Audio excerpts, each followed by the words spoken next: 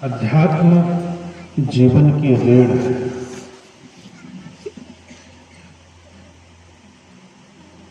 हर व्यक्ति को अध्यात्म की जरूरत पड़ती है। जिस तरीके से व्यक्ति को व्यवहार के बिना जिंदा नहीं रह सकता, इसी तरीके से अध्यात्म के बिना जीवन अधूरा है। हर व्यक्ति को अध्यात्म की जरूरत है, क्योंकि यह शरीर पंचभौतिक, उसके साथ से इसमें जो चेतन बुद्धि अहंकार चलाने वाले सत्य, उसको कोई नकार नहीं सकता। उसके बगैर कुछ चल नहीं सकता। जो कुछ भी हम सोचते हैं वहीं से शुरुआत होती है। इसलिए हर व्यक्ति को अपने मन की जरूरत है, उसको शुद्ध करना, सही करना। छोटा से छोटा काम, छोटी से छोटी क्रिया में चित्त चिंतन होता, मन से कल भी होता, भी से निश्चय होता, आहार से कर्म होता। एक फूल उठाकर किसी संत को चरण चढ़ाते हैं, वो भी चतुष्टाकरण की जरूरत पड़ती है। बिना चित्त चिंतन से वो उठने सा, मन से संकल्प विकल्प होगा, उठाओ या ना उठाओ। बुद्धि निश्चय देगी उठाना या नहीं उठाना, और अहंकार उठ करके जाएगा और संतों के चरणों में फूल समर्पण करेगा। इसलिए हमें जरूरत है अपने को सही करने की। हम जितना मन को साधे, जितना मन को हम खींचेंगे और उसको सही रास्ते पर चलाने का प्रयास करेंगे, उतना ही हमें सुख मिलेगा, उतनी हमें शांति मिलेगी, उतना ही हमें जीवन का सुधार होगा। और हर व्यक्ति जीवन को सुधार करने के लिए प्रयास करता है, लेकिन अपनी बुरी आदतों से हमें बुरी आदत परेशान करती है, क्योंकि हमने उन आदतों को पनाह दिया है। उन आदतों को हमने गलत तरीके से पनाह दे करके अपने आप को उन आदतों की तरफ हमने झोंक दिया है, और अब उन आदतों से परेशान है। साहब कहते हैं कि बिन रसरी गल सकलो बंधा, जासो बंधा अनेक। बिना रस्सी के सारा संसार बंधा हुआ है। कोई हम आपको बंधा नहीं है। माया के प्रपंच में, परिवार में, पत्नी बच्चों में किसने बांधा आपको? किसने आपको रोका है? कोई नहीं रोका। हमने बनाया बंधन। हमने माया का पूरा प्रपंच सारा का सारा वहां बनाया, और बना करके उन्हीं मोह में फंसे हुए, और कहते हैं कि हमने परिवार में बंधे हैं, इस संसार में बंधे हैं। हम क्या कर सकते हैं? आप सब कुछ कर सकते हैं। आप बंधन को बना सकते हैं, तो क्या बंधन को तोड़ नहीं सकते?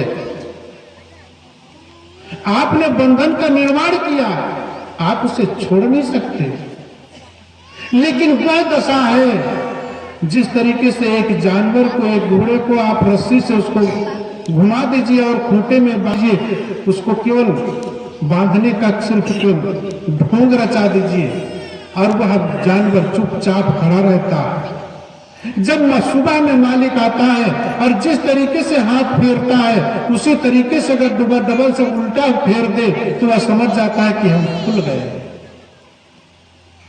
वही दशा हमारी है। उसी दशा से हम गुजर रहे हैं। क्या हमने विचार किया ऐसा? क्या हमने सोचा ऐसा कि सिर्फ केवल माता पिता के द्वारा जन्म हो गया, जन्म के साथ साथ में लोगों का सहयोग मिल गया, बहुत सारा धन कमा लिया, बहुत सारा पद, बहुत ऊंचा पद हो गया, अच्छा सुंदर शरीर हो गया, क्या यही सब कुछ जीवन है? क्या हमने इस सारी चीजों पर विचार करने का प्रयास किया? अगर जो नहीं किया तो संतों के चरणों में अपने मन की डोरी को बांध करके देखें, क्या संत गुरुजन इससे अलग हैं? और अलग है तभी वो सुखी है।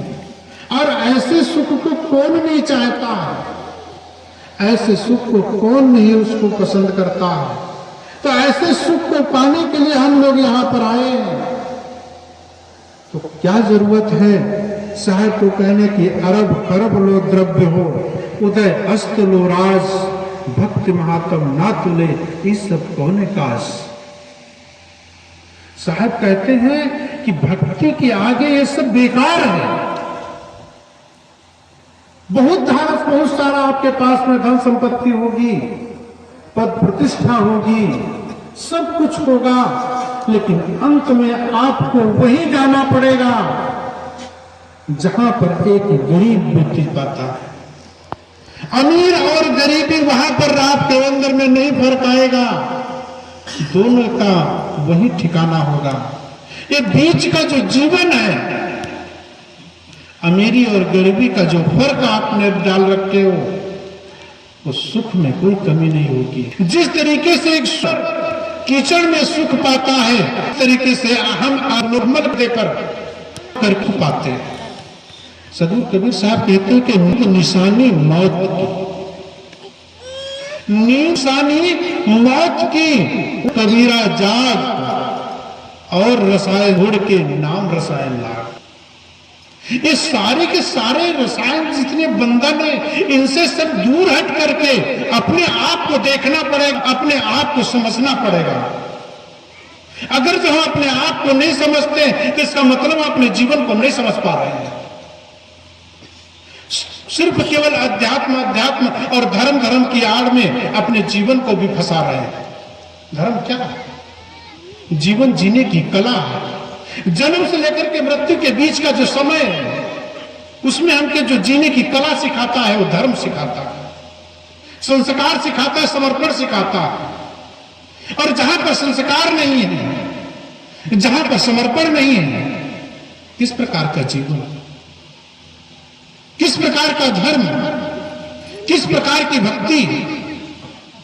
भक्ति तो हमें जीना सिखाती है, भक्ति तो हमें झुकना सिखाती है।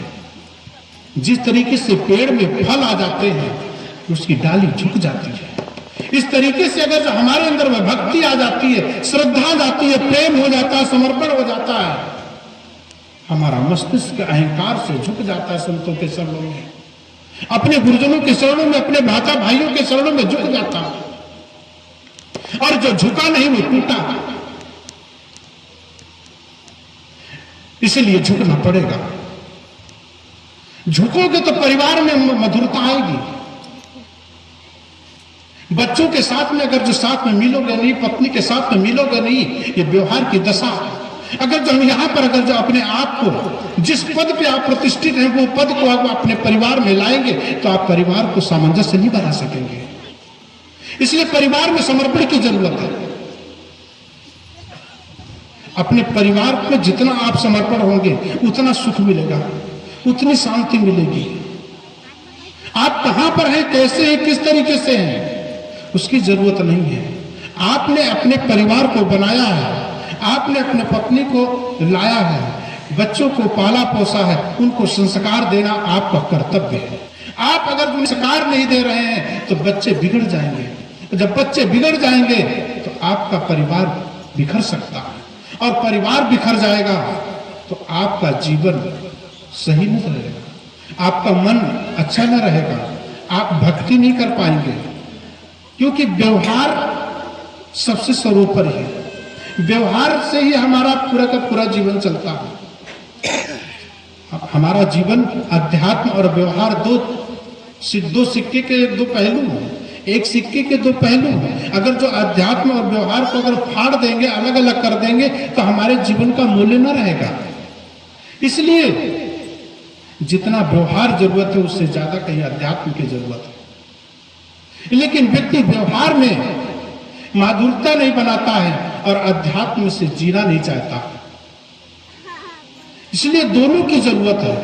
और जब हम दोनों का सामंजस्य से बैठाएंगे तो हमारा जीवन जिस ऊपर स्वर्ग की कल्पना करते हैं वो स्वर्ग आपके परिवार में पहुंचेगा। परिवार में जितने आपके सदस्य हैं उन्हें आप देवी और देवता माने, उनको आप देवी देवता समझ करके उनकी पूजा करें, उनकी अर्चना करें, उनके साथ में जीने का प्रयास करें। जिन लोगों के साथ पढ़ा रहे हैं उनको पाल रहे हैं तो उनको इस तरीके से खिलाने पिलाने का प्रयास करें जिस तरीके से मंदिर में जाकर के देवी देवताओं की पूजा अर्चना करते हैं, उनके प्रति श्रद्धा और समर्पण का विश्वास के साथ जीवन यापन करते हैं। उस तरीके से आप अपने परिवार की तरफ देखिए। माता बहनें आप रोटी बनाती हैं, भात बनाती हैं, इतना सारा सब कुछ बनाती हैं, इसका सारा काम हैं। अगर आप पर समर्पण ना हो तो भात गल सकता है, रोटियां जल सकती हैं और व्यवहार में कर्कशापन आ सकता है अगर जो समर्पण नहीं है। बच्चे के प्रति अगर समर्पण नहीं है तो बच्चा बिगड़ सकता है। आपके बच्चे में माधुरता नहीं बन पाएगी। इसलिए माधुरता को लाने के लिए, परिवार को पालने के लिए समर्पण की जरूरत है। यही अध्यात्म है, यही संत गुरुजन हमें सिखाते हैं। इसी को इन्हीं बातों को लेकर के ये हम आप सब लोगों को बुला करके, जो सत्संग में नहीं जा सकते हैं, जिस किसी ने इस आयोजन को कराया, जिन लोगों का यहाँ पर धन लगा, जिन लोगों का समय लगा, उनको बहुत बहुत धन्यवाद कि संत गुरुजन आकर के आप सब लोगों को ऐसी बातें बताते और बता करके अपने को सही तरीके से चलने का प्रयास है। ये हम सब लोगों का कर्तव्य है। इसलिए हमारा मन जितना साफ और शुद्ध रहेगा उतना हमारा जीवन सुखमय और शांत में रहेगा। इसलिए अपने जीवन को संत गुरुजनों के चरणों में बांध करके रखे और उनकी बातों को एक एक सुन करके, इस कान से सुन करके इस कान से निकालने का प्रयास ना करें, उसको अंदर लाने के प्रयास करें।